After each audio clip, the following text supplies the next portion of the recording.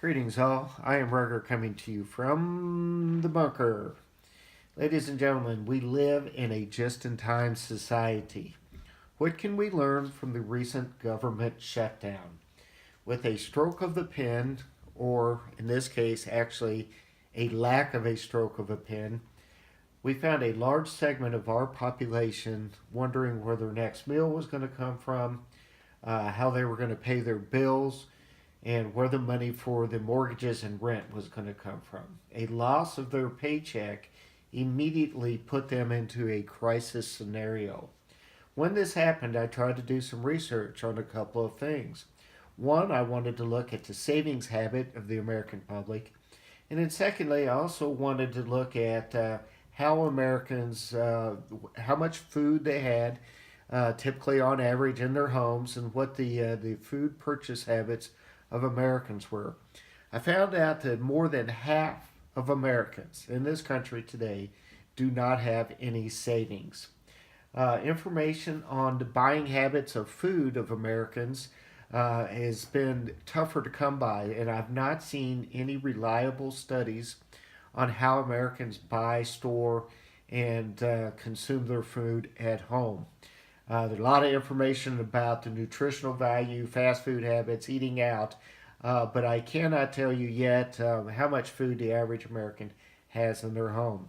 Do not become a victim of our just in time inventory society.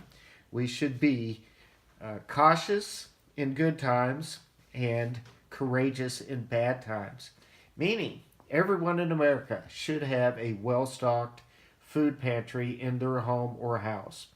I know preppers always want numbers, and my personal belief is there is absolutely no excuse for anyone in this country not to have at least 2 weeks of food in their home where they can not only survive an economic disruption or a supply line disruption, but actually thrive during that time. In one of my earlier videos, I showed how you can get a 24-hour kit for $3 for spare change. You can start building up your inventories. You don't have to do this all at once. But I do have a strong belief that Americans need to get their savings in order, get their economics in order. But the first line of defense is simply having enough food where you do not have to worry about yourself and or your family in a short-term disruption. I do have a family member that I've discussed these things with, and she expressed frustration at the fact that every time she stocks up in her pantry, she actually eats the food, and then her quote preps actually disappear. Instead of being despondent about that, I believe we should celebrate that. Yes, your working pantry needs to be food that you enjoy, that you like, and that you eat on a regular basis.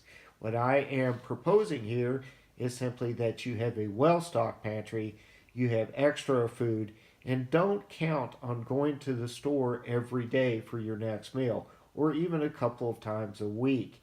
Make sure that you have enough stored back, that you're not at the mercy of our economic system, of your paycheck, of your job, of nature, to not, like I said, not only thrive or survive, but thrive.